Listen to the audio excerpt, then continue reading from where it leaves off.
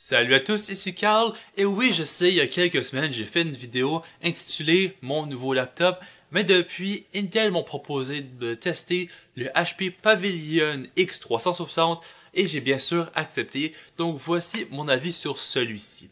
Donc c'est un laptop entre les 900 et 1100 dollars, dépendamment de la configuration et la génération que vous choisissez. Si vous mettez la main sur la génération qui possède un disque dur conventionnel, je crois qu'il s'entoure des 850 à 900 dollars. La version avec un SSD SATA est environ aux 950 dollars et la version avec un SSD M.2 et le processeur Kaby Lake est à 1100 dollars actuellement. Évidemment, le prix des produits modifie assez dramatiquement, souvent par rapport aux ventes et tout, votre région, etc. C'est un laptop de 13.3 pouces et c'est vraiment un laptop qui est mis en avant comme un laptop de bureautique. Bien évidemment, vous me connaissez, j'ai vraiment pas testé ce laptop comme vous testeriez un ordinateur de bureautique. Au niveau des spécifications, on est sur un processeur Intel Kaby Lake i5 7200U, donc un processeur mobile de 7e génération Kaby Lake, le conventionnel pour les laptops, 2 cœurs, 4 threads, ça marche super bien. On a 8 gigs de DDR4, donc le niveau de la mémoire vive, c'est bon comme ça. Dans les générations passées, j'ai vu des vidéos où est-ce qu'ils peuvent l'upgrader jusqu'à 16 gigs de RAM en remplaçant la barrette ou en ajoutant une autre. Dans ce modèle-ci, j'ai pas pris la chance de le démonter parce qu'il est légèrement différent de ceux que j'ai vus en ligne, mais d'après moi, il y a sûrement moyen de modifier la quantité de RAM, malgré que pour la bureautique, vous avez vraiment pas besoin de plus que 8 GB de RAM. Et finalement, au niveau du stockage, on est sur un SSD M.2 de 128 GB. Une fois le nettoyage fait de Windows 10, on peut s'en tirer avec environ 30 GB utilisés, donc environ 70 à 90 GB de libre, dépendamment des mises à jour Windows, etc. Ce qui est vraiment suffisant pour la bureautique, sachant que la majorité des tâches que je fais avec cet ordinateur se retrouvent sur Internet, sur mon Google Drive. J'ai pas de problème avec ça, surtout que l'ordinateur est extrêmement rapide.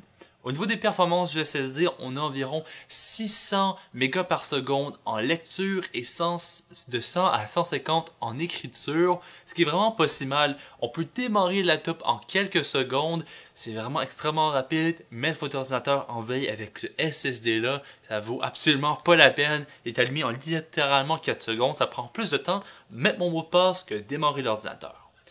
Au design, on retrouve vraiment un design un peu différent.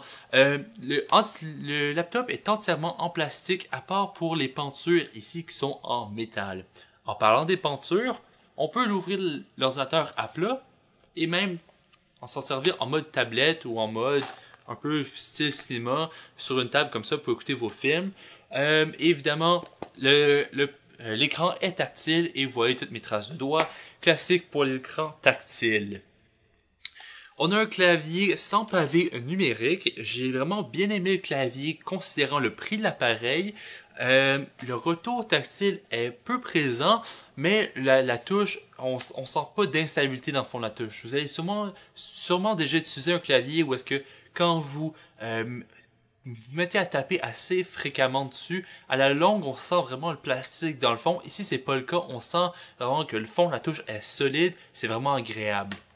Malheureusement, j'ai pas réussi à trouver la fonction qui fait en sorte qu'on a besoin en réalité de tenir la touche fonction pour accéder aux touches fonction. Donc, par défaut, les touches fonction que vous voyez sont en mode fonction. Donc, par exemple, F2 et F3, c'est augmenter ou baisser la luminosité. Donc, pour rafraîchir une page, on doit faire fonction F5 à la place de simplement F5. Mais au moins, c'est juste le logiciel. J'ai sûrement juste pas fouillé assez. En principe, c'est pas trop grave. J'aurais aimé voir que le pavé numérique soit un peu plus large parce qu'il est un peu restreint, sauf que il est assez bien. Le clic est vraiment uniforme partout. Il est légèrement plus dur vers le devant, mais ça c'est vraiment l'extrémité. Dans la majorité du pavé numérique, la force nécessaire pour activer le clic du pavé numérique est vraiment uniforme. J'ai pas de problème à ce niveau-là. À part de ça, j'aurais peut-être retiré les touches de début, home, page précédente, page suivante, fin, etc. Mais j'aurais gardé la touche supprimée, mais c'est juste des détails, c'est pas trop la fin du monde. On a des enceintes Bang & Olufsen.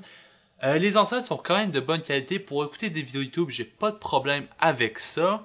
Puis, il manque un peu de basse, mais c'est un laptop en entrée de gamme. Donc, en entrée de gamme, considérant ce qu'on a le plus dans le marché en ce moment, malgré qu'il existe moins cher. Donc, au niveau des enceintes, je suis correct avec ça. Pour du multimédia, c'est bien, mais si vous voulez écouter un film, vraiment ressentir la profondeur du son et la basse dans le son, je recommande de prendre vos écouteurs, les brancher dans le jack audio, etc. Puis en parlant de la connectique, sur la gauche, on va voir le bouton d'alimentation. Et oui, il y a un bouton d'alimentation sur le côté et non à l'intérieur pour pouvoir l'utiliser quand l'ordinateur est en mode tablette. Parce que si on ouvre le laptop, puis on le met sur la table et le bouton d'alimentation était ici, eh bien on ne peut pas l'utiliser. C'est pour ça qu'il est sur le côté.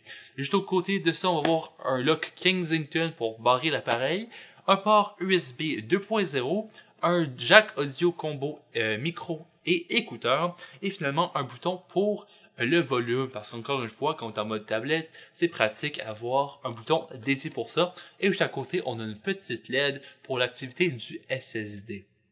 Sur l'autre côté, on va voir le jack d'alimentation, donc le bloc d'alimentation, un port HDMI, deux ports USB 3.0 et un lecteur de carte pleine grandeur. Et ça m'a vraiment vendu sur le laptop. Quand je vais dans des événements, j'ai vraiment besoin d'une carte SD de pleine grandeur pour pouvoir transférer mes fichiers de ma caméra vers un disque dur externe parce que dans des événements comme la NTS à DreamHack, j'ai vraiment besoin de plus de stockage pour ramener le plus de fichiers possible à la maison. Puis voilà, c'est pas mal ça qui regroupe la connectique. Le bloc d'alimentation, c'est un bloc d'alimentation très classique de chez HP. Il a tendance à légèrement chauffer, sauf qu'il est assez compact. Donc, je préfère un bloc d'alimentation qui chauffe un peu plus qu'un bloc d'alimentation vraiment gros. Donc, j'ai pas de problème à ce niveau-là. Au niveau des performances du processeur, on est à l'entour des 320 points sur Cinebench, je dirais. Ça peut varier dépendamment des programmes qui tournent en arrière. Donc, ce que ça signifie, c'est que c'est parfait pour de la bureautique, mais ça sera pas suffisant pour faire du montage de vidéos en haute résolution et tout, malgré que sous DaVinci Resolve, en 1080p, vous pouvez être étonné comment ça peut bien se dérouler. Au final, en dessous, on a juste une ventilation pour refroidir ce processeur-là, puis les performances sont assez satisfaisantes.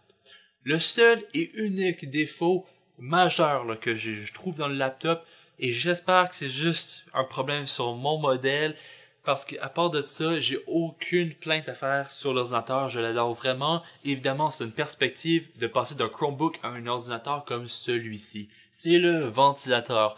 Souvent, quand on démarre l'ordinateur, le ventilateur est pratiquement inaudible. On l'entend pas vraiment, il est légèrement présent. Mais on ouvre simplement Google Chrome, on lance une vidéo en 1080p et il se met à tourner. C'est pas le ventilateur le plus agressif, mais il est définitivement présent si vous n'avez pas d'écouteurs sur la tête ou dans les oreilles. Puis c'est ça le défaut que j'ai trouvé.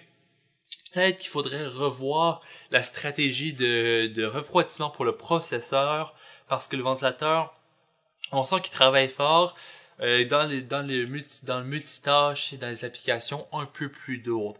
Mais en tant que tel, dès qu'on a des écouteurs sur la tête, j'ai pas de problème à ce niveau-là. Donc au final, considérant que j'ai passé d'un Chromebook à 300$ à un ordinateur à 1000$ ici, eh bien je l'apprécie vraiment. Dans les situations de jour le jour, pour les applications de médias, maintenant ça me permet de faire des transferts de fichiers plus rapidement que sur mon Chromebook. Je peux faire du montage vidéo léger. Si je suis dans des événements, je peux faire des légers live streams à partir de l'ordinateur, ce qui me plaît vraiment. C'est sûr que un Chromebook, le ratio qualité-prix par rapport à ce que je pouvais faire avec mon Chromebook de HP aussi d'ailleurs, eh bien, le ratio de 300$ pour autant que je pouvais faire et 1000$ pour avoir un OS Windows et tout avec des meilleures performances, eh bien, malgré que le ratio est un peu moins intéressant ici, je crois que ça vaut vraiment la peine. Je l'aime vraiment. Puis, en plus, une chose qu'on peut pas comparer, c'est l'écran 1080p IPS sur ce modèle-ci qui est vraiment, vraiment plus beau. La résolution est plus élevée, les couleurs sont plus belles, vives, précises. ça se compare simplement pas au petit panneau TN présent sur mon Chromebook HP.